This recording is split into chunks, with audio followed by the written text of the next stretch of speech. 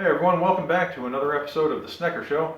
Today I'm going to get back to work on a project that I started on about a year ago and then kind of just set aside. My mom asked for a picture frame that would hold 3 pictures vertically in the same frame. And I'm moving this up in priority because I'd really like to have it done by Christmas, and since that was a week ago I should probably get back to work. Well, first let's talk about material selection. Family picture frame, got to pick the right wood for it. So I looked around the shop. Again, I have some exotic stuff, I have some figured stuff, but in the end I came across these beautiful cedar boards that came from an antique cedar chest that I grew up with. Cedar chest was antique, I'm not. When I was a teenager, the glue joints started to fall apart and it was making its way out to the trash. But for backstory, the cedar chest originally belonged to some family members who passed away before I was born. So I recovered the wood. I was just getting into woodworking at the time, and I thought, maybe one day I'll find a good project for it. I can't think of any better project for an old family piece of furniture than a family picture frame, so that's what I'm going to build. Well, as I said, I already got started on this about a year ago, so some of the work is done just as far as selecting the right pieces of wood and planing them down and getting everything ready. You can see that in another video linked to from the end of this one. But today I'm going to get back into work on the detailed stuff, actually building the frame. I did get a little bit of a head start because I forgot I was supposed to be making a video, so I got some basic length and width cuts done. But now let's take a look at where the basic structure is at, and then we can move on to working out the details. The basic design for this thing is really very simple. It's just they're all straight cut boards, 2 verticals and 4 horizontals, and favorite part is this top piece because that's the original keyhole from the old cedar chest, and on the back of that you see that was cut by hand, and that was designed to fit that piece right there so that you could put a key in the front. And what I'm going to use this for is that'll be I'll get a piece of metal or something that I can put down there to create somewhat of a horizontal surface, kind of like that. And that way the nail or whatever is used to hang this can shift back and forth a little bit to make sure that it's properly balanced. The math, I'm going to try to explain the measurements without making it overly confusing or mathematical. This is an 8x10 piece of wood, right? It's going to be an 8x10 8x10 glass, or this is actually low glare plexiglass, 8x10 glass with an 8x10 pitcher that's going to have to fit in there, but it's not going to actually be cut so that the opening is 8x10, because then everything would just fall through, right? So it's got to be a little bit smaller, and then this I'm going to cut this rabbet in the back of all the back pieces, so that will that recess there will fit over top. That's how picture frames are done. So I have a 10-inch piece here, but because I'm going to notch out 3/8 of an inch on both sides, and I get that measurement just because I'm going to use this 3/8 of an inch rabbeting bit. So that's the bearing on the bottom will ride along the wood in my router table and cut out that 3/8 of an inch recess there. So it's going to be, in that case, 10 inches minus 3/8 from either side. But if I do exactly 3/8, then it's going to be pretty tight. That glass is going to be real tight in the back. I got my 9 1/4 figured out, right? That's easy because it's 3/8 of an inch and 3/8 of an inch subtracted from 10, and then I added a little bit back on to that 9 1/4. So that's 9, and this is actually 9 11/32, but I just put 9 5/16 because it's maybe easier to visualize. What that gives me, if I center that on those marks there, you can see that it's just a little bit less than the 3/8 marks. So that'll give me a little bit of wiggle room for that glass when it's in there. And then this is my spacer now. I cut several of these to the exact same length, and that way I don't have to figure out any complicated picture frame math and try to measure 30 seconds over a distance like that. I will get my first one in place, and you can see I already put some marks in there for use with the biscuit joiner. And then I will put in my spacer, and I move down to the next one and slide that up against the spacer, and that's where my next piece is going to go. And then I put in my next spacer and slide the next piece up against it, and that's where my next piece is going to go. All right, so I get all the way down to the bottom, get everything spaced out, and I got my marks on there so that I can I can cut the slots with the little slots like those with the biscuit joiner. That's how I'm going to join this guy. Put these little wooden biscuits inside there.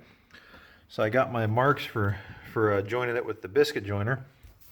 And then once I get everything glued up, it's going to measure exactly something. I don't know what.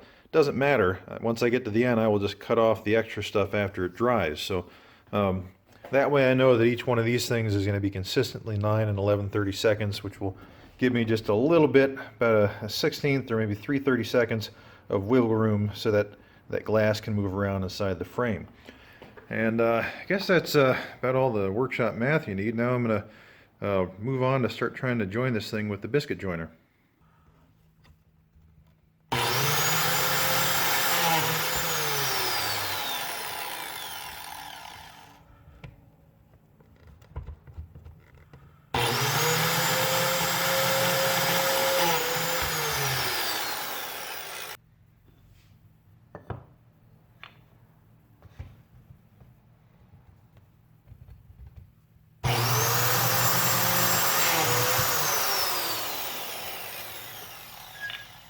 I got all the slots cut and I have some biscuits in there for a test fit. And I'm just checking to make sure that everything was aligned properly so that all these pieces are flush on the surface, and that feels pretty good. So I think I'm ready to start gluing everything together.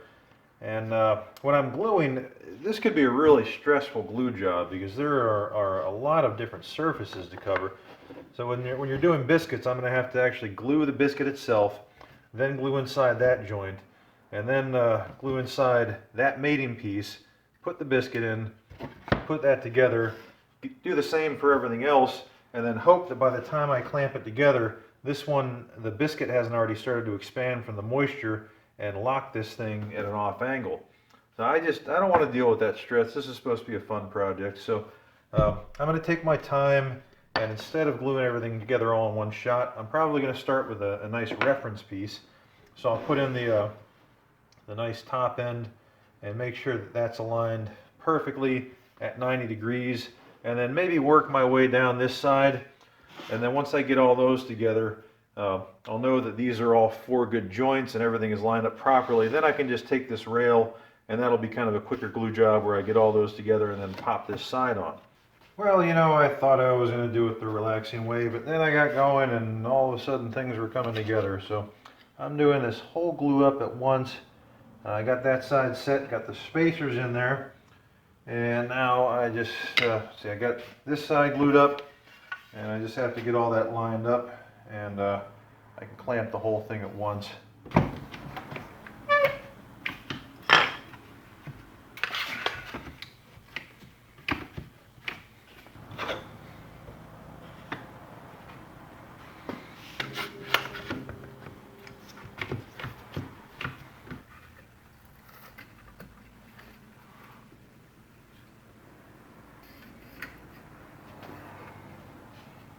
Perfect. Now that all the glue is dry, I can use the table saw and the sled to cut off the excess.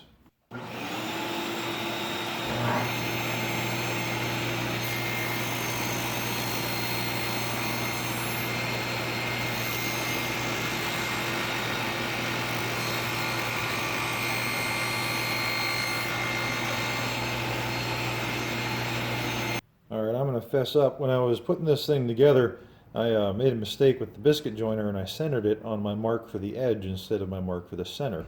So I thought about just fixing that with some epoxy and sawdust, but I think this frame's nice enough and that's going to be visible enough that instead I decided to go with this little piece of cedar patch. I just cut that out of one of the scraps, and I'm going to glue it up and slide that down inside there, and that should be almost invisible once it's cured.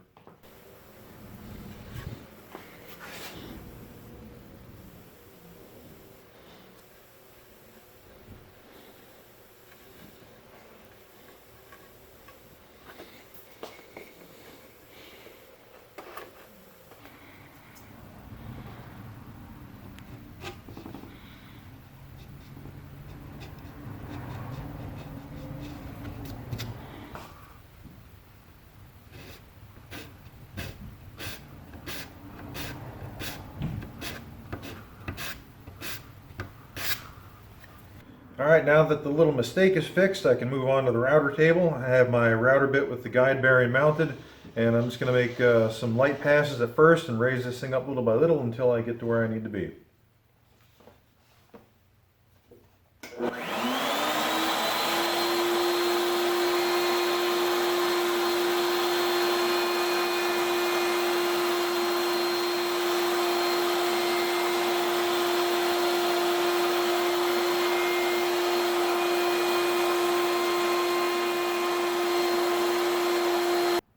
I got the rabbets down to the depth that I wanted, but now obviously because I was using a round router bit, I have rounded corners that don't line up with my square corners on my plexiglass. So I'm going to have to take a little time with a chisel, a very sharp chisel, and cut those things out little by little until they're all square.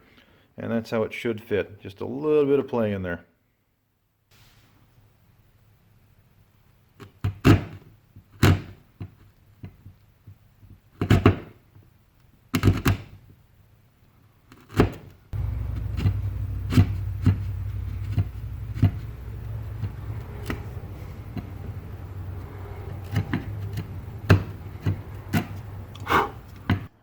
The biscuit joint should do a pretty good job of holding this thing together, but one of my concerns is that eventually somebody's going to drop this thing, it's going to land on a corner, and that could be enough of a shock to break some of those joints loose.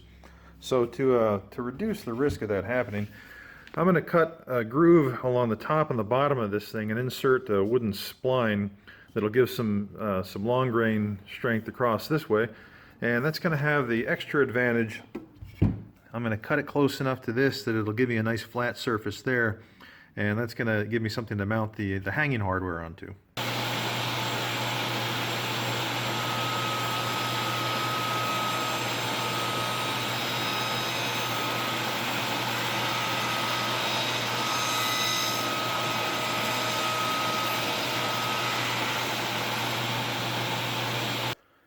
For both visual appeal and strength, I decided to make the splines out of ash, which is the stuff they used to make baseball bats out of because it's impact resistant. It fits in there real nicely. Not too tight, not too loose, and it doesn't cover that keyhole. Perfect. While the glue for the spline is setting up, let's take a look at the next problem that needs to be solved, and that is how to secure everything in the back of this frame.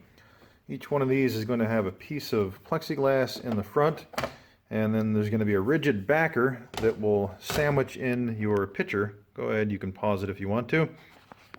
Pitcher goes in there, and then the backer goes on there. You can use cardboard. I just happen to have this piece of MDF with cherry veneer on it left over from a cabinet door, so I'm going to use that instead. And to make sure that doesn't fall out, there are several options. One is to use these little framers points, which you put in a specialty tool like this one, and all you have to do with that is get your materials in there to the right depth, and then you squeeze the trigger and it pushes that point in there. So then when you want to take everything out, you just bend the tab, take out your materials, and then bend the tab back down when you put everything back in place. I'm not going to use that approach. I decided to repeat something that I did with a frame I built for my wife several years ago. On the back of this, instead of the framers points, I have these little teardrop shape items that are going to hold the backer on. And those were made with some laminated purple heart with intersecting grains so they don't split. I'm going to do the same thing for this one with some of the cedar. And I already have everything cut out on there using my little template. And to make sure that this guy doesn't split, I decided to try something new, and I made some super cedar. You see that line going down the middle? That is epoxy that's holding in place some fiberglass cloth. So this should be an extremely strong piece of wood even when it's cut down pretty small. So I'm going to cut all these out, and then I'll cut a little recess in here so I can set the cam in and try to keep it relatively low profile so this doesn't stick out from the wall too much, and we'll see how that works out. But first I need to trim off that extra spline.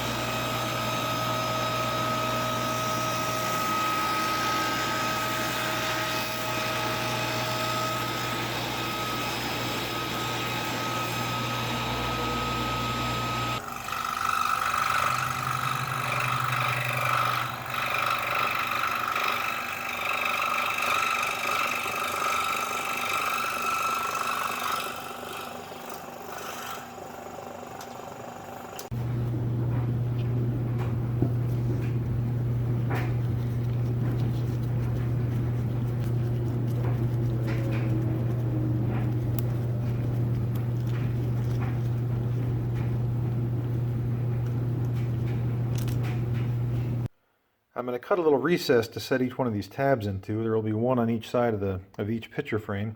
And to figure out the right size for the recess, I just installed one in the piece of MDF and turned it to either side and traced it. So now I can take this over to the scroll saw and cut around the shape, and then use a flush trim bit with the router to cut out the recess in the frame.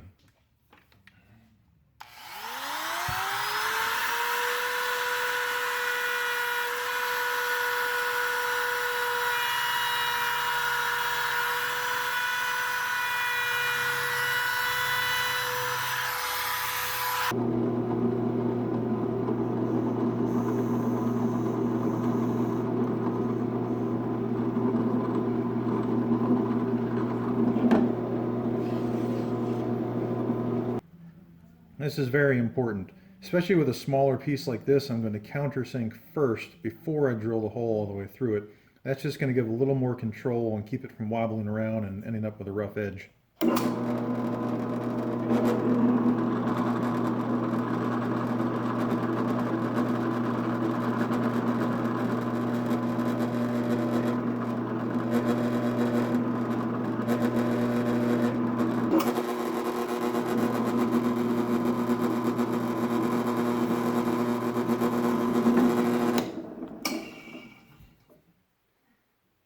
And now for a test fit, we got our glass pitcher and backer. And we'll just drop one of these guys in here. The last time I did this, I put a nylon washer on there.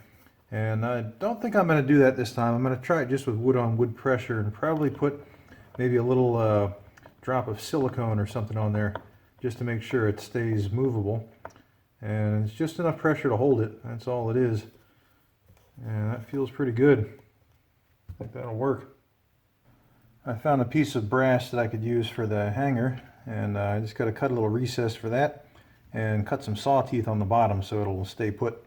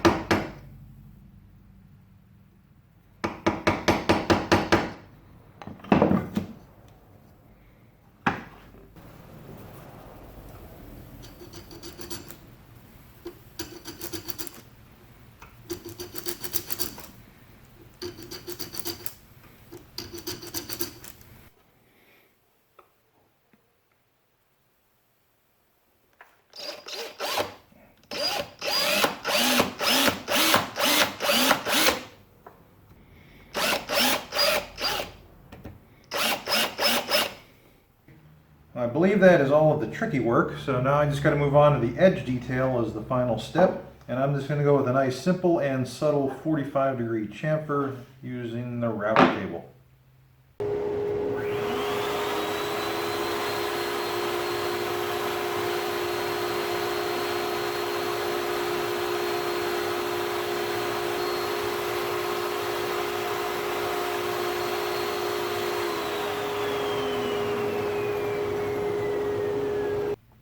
And once again, there are places that the router simply can't get to.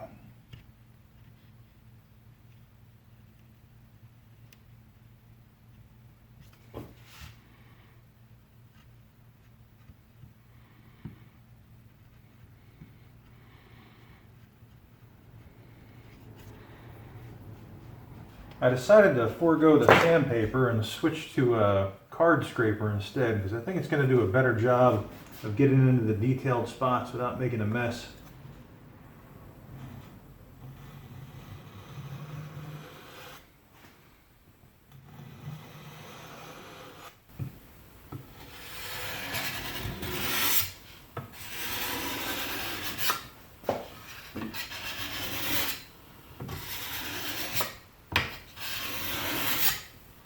And now I just have to hit it real light with some 320 grit sandpaper. I'm really just doing that to make sure that I open up the grain a little bit, even it out so that it absorbs the finish evenly. And now we are on to the most rewarding part of the entire project, which is putting on the first coat of oil. And I decided to go with water locks again for this. I was thinking about wiping on some polyurethane, but in the end I'm going to go with water locks because I want something that's going to penetrate as deeply as possible, because this cedar is really dry and really brittle. So if I get the oil in there as deeply as possible, it should reinforce the fibers a little bit and make this last a little bit longer. Let's see how it looks.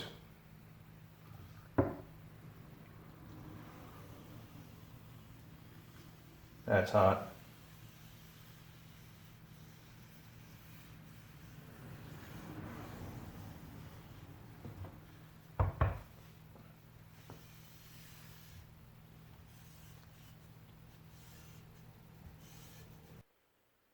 I threw a couple of cutting boards into the oiling job just to mix it up a little bit and buy me some time while the oil soaked into this guy. I wiped off the excess and I think it looks pretty good. I also got an additional coat of finish on these guys, another coat of Mod Podge water-based finish on those, and a coat of lacquer on this guy to make sure that it doesn't tarnish when everything's put together. So now I just got to give this a day or two to dry and I can assemble.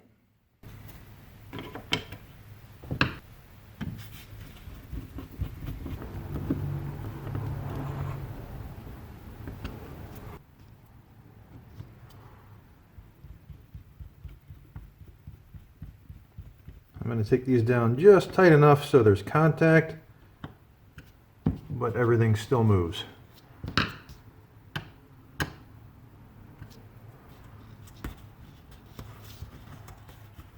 That should do it.